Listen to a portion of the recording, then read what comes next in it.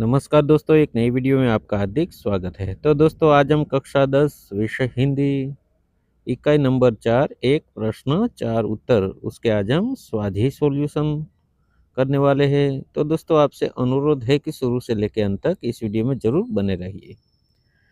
सबसे पहले एक प्रश्न 4 उत्तर के जो लेखक है वह श्री प्रकाश है और उनके साहित्य का प्रकार है लेख। ये भी बराबर हमें याद रख लेना है। उसके बाद श्री प्रकाश के बारे में थोड़ा बहुत उनका जीवन परिचय दिया है, वो भी दोस्तों हमें पढ़ लेना है। उसके बाद हम स्वाध्याय सॉल्यूशन पे आते हैं। प्रश्न एक, निम्नलिखित प्रश्नों के नीचे दिए गए विकल्पों में से सही विकल्प चुनकर उत्तर लिखिए। पहला प्रश्न है, प्रत्येक नागरिक को पूर्णतः लगन एवं निष्ठा के साथ कार्य करना चाहिए। तो उसमें कुल मिला के ए बी सी डी ये हमारे पाठ्य पुस्तक में दिया हुआ है। उसमें चाहे तो आप वीडियो को स्टॉप करके राइट भी कर सकते हैं। तो उनका उत्तर आएगा ए ईमानदारी। तो ईमानदारी में हमें राइट कर देना है हमारे पाठ्य पुस्तक में। दूसरा प्रश्न है, वृद्ध ईसाई पादरी ने कहा डी तुम लोग अपने काम में गर्व नहीं लेते। तीसरा है, भगवान की मूर्ति की स्थापना करने के बाद उनका उत्तर आएगा ए उनके कहे अनुसार चलना चाहिए। दूसरा प्रश्न है, निम्नलिखित प्रश्नों के एक एक वाक्य में उत्तर लिखिए। प्रश्न पहला, लेखक को किस बात की सक, सक, खपत है। खपत यानी कि हम कहे तो धुन। उत्तर, लेखक को इस बात की खपत यानी कि धुन है कि हमारा देश कैसे आगे बढ़ सकता है और देश का विकास कैसे हो सकता है। दूसरा प्रश्न, कुटुंब व्यवस्था किस प्रकार नष्ट हो गई। उत्तर, लोगों में केवल अपने बारे में सोचने की संकीर्ण भावना और स्वार्थ बढ़ने के कारण पुरानी संयुक्त कुटुंब व्यवस्था नष्ट हो गई। तीसरा प्रश्न, हम किसकी जय जयकार करते हैं। उत्तर, हम केवल बड़े बड़े नेताओं और महापुरुषों की जय जयकार करते हैं, लेकिन उनके बताए आदर्शों पर खुद नहीं चलते। चौथा प्रश्न, सच्चा देशभक्त कौन है। उत्तर, सच्चा देशभक्त वह है जो अपनी निर्धारित काम को पूरी ईमानदारी, लगन और निष्ठा के साथ सही समय पर पूरा करता है। तीसरा प्रश्न, निम्नलिखित प्रश्नों के 2-3 वाक्यों में उत्तर लिखिए। पहला प्रश्न है, हमारे देश में किस प्रकार जागृति आ सकती है। उत्तर, हमारे देश में जागृति तब आ सकती है जब प्रत्येक नागरिक अपने व्यक्तिगत स्वार्थ को छोड़कर देश हित को सर्वोपरि समझे। जब सब लोग यह महसूस करेंगे कि उनके छोटे से छोटे काम का सीधा असर देश के गौरव पर पड़ता है, तब वास्तविक जागृति आएगी। दूसरा प्रश्न है, मनुष्य समाज को संगठित करने के लिए हमें क्या करना चाहिए। उत्तर, मनुष्य समाज को संगठित करने के लिए हमें वसुधैव कुटुंबकम की भावना अपनानी होगी।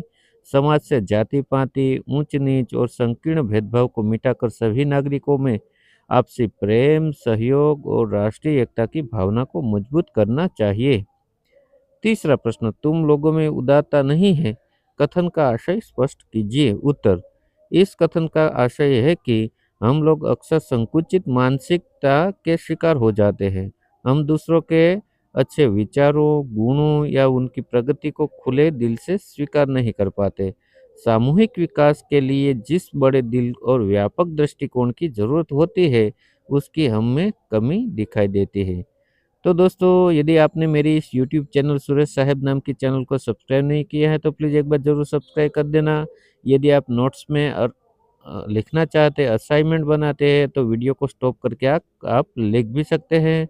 दोस्तों, अब से इस चैनल में मैं कक्षा चौथी से लेकर 12वीं के बच्चों के लिए भाषा का वीडियो बनाता हूँ, जिसमें कोई पाठ की समझ हो, कविता की समझ हो, कोई स्वाध्याय के प्रश्न के उत्तर हो, अभ्यास के प्रश्न के उत्तर हो, तो कृपया करके जरूर मुझे सब्सक्राइब कर लेना। चौथा प्रश्न है, निम्नलिखित प्रश्नों के सविस्तार उत्तर लिखिए। प्रश्न पहला, ईसाई पादरी ने लेखक के प्रश्न का उत्तर किस प्रकार दिया। उत्तर, जब लेखक ने वृद्ध ईसाई पादरी से पूछा कि हमारे देश की उन्नति क्यों नहीं हो रही है, तब पादरी ने बहुत ही शांत और गंभीर होकर उत्तर दिया। उन्होंने कहा कि तुम लोग अपने काम में गर्व नहीं लेते। उन्होंने स्पष्ट किया कि भारत में लोग अपने काम को छोटा या बड़ा समझते हैं और उसे पूरी निष्ठा से नहीं करते। जब तक हर व्यक्ति अपने काम को देश सेवा समझकर गर्व के साथ नहीं करेगा, तब तक देश आगे नहीं बढ़ सकता।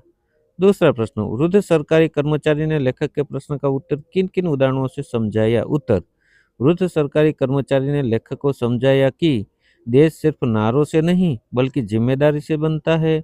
उन्होंने उदाहरण देते हुए ये कहा है कि जैसे एक कुशल कारीगर अपनी बताई मूर्ति में भगवान की प्रतिष्ठा करता है, वैसे ही हमें भी अपने काम को पूजनीय मानना चाहिए। यदि कोई सरकारी कर्मचारी समय पर दफ्तर नहीं आता, फाइलों को अटकाए रखता है या कोई दुकानदार मिलावट करता है, तो वह देश के साथ गद्दारी करता है। उन्होंने नौकरी को केवल आजीविका का साधन न मानकर उसे कर्तव्य की तरह निभाने की बात कही।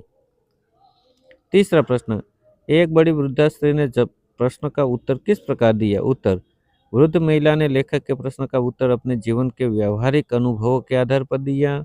उन्होंने समाज में घटते हुए नैतिक मूल्यों और पारिवारिक बिखराव की ओर इशारा किया। उन्होंने समझाया कि आज लोग केवल अधिकारियों की बात करते हैं, कर्तव्यों की नहीं। जब तक घर परिवार समाज में बड़ों का आदर, त्याग की भावना और एक दूसरे के प्रति जिम्मेदारी का भाव वापस नहीं लौटेगा, तब तक एक मजबूत राष्ट्र का निर्माण असंभव है। चौथा प्रश्न, देश को कैसे नागरिकों की आवश्यकता है, क्यों। उत्तर, देश को आज ऐसे नागरिकों की आवश्यकता है जो कर्मठ, ईमानदार, अनुशासित और देशभक्त हो। क्यों आवश्यकता है उसके बारे में जान लेते हैं। क्योंकि केवल बड़ी बड़ी योजनाओं या भाषणों से देश का विकास नहीं होता। देश तब मजबूत बनता है जब सड़क साफ करने वाला सफाई कर्मी, खेतों में काम करने वाला किसान, सीमा पर खड़ा सैनिक और दफ्तर में बैठे अधिकारी सभी अपना अपना काम पूरी ईमानदारी से करे। जब नागरिक अपने स्वार्थ से ऊपर उठकर देश हित में सोचेंगे, तभी राष्ट्र आत्मनिर्भर और विश्व गौरवशाली बनेगा। तो दोस्तों, ये था आज का वीडियो। ये वीडियो आपको कैसा लगा? यदि आपको इस वीडियो अच्छा लगा तो वीडियो को एक लाइक कर देना, प्यारा सा कमेंट कर देना और अपने बाल दोस्तों को भी ज़रूर शेयर करना ताकि वो भी इस वीडियो का लाभ ले सके। और हाँ दोस्तों, अभी तक आपने मेरी इस यूट्यूब चैनल को सब्सक्राइब नहीं किया है तो प्लीज़ एक बार ज़रूर सब्सक्राइब कर देना, क्योंकि दोस्तों मैं चौथी से लेकर 12वीं के बच्चों के लिए गुजराती, हिंदी, संस्कृत के कोई पाठ की समझ हो, कविता की समझ हो, स्वाध्याय पोथी सॉल्यूशन हो, स्वाध्याय के प्रश्न के उत्तर हो, अभ्यास के प्रश्न के उत्तर हो, सभी मैं इस चैनल में वीडियो बना के डालता हूँ। तो कृपया करके ज़रूर मुझे सब्सक्राइब कर लेना। तो यदि आपको इस वीडियो आपने देखा तो ये वीडियो आपको कैसा लगा? यदि आप कोई सूचन करना चाहते हैं तो वो भी आप करिए हैं, तो वो भी मुझे कर सकते हैं। तो दोस्तों ज़रूर मुझे सपोर्ट करना दोस्तों। इस चैनल में आपको जो भाषा के ये वीडियो है, वो मैंने बहुत ही अच्छी तरह से भाषा शुद्धि की दृष्टि से भी ध्यान में रखते हुए ये वीडियो बनाया है। दोस्तों, ये मेरा प्रयत्न है कि 12वीं के बच्चों तक जो मुफ्त में शिक्षा मैं दे सकूं, उसके लिए मैं कार्य करता हूं। और मुझे जो सपोर्ट करने के लिए चैनल को ज़रूर सब्सक्राइब कर लेना। तो बाय बाय दोस्तों, मिलते हैं अगले वीडियो में। नमस्कार।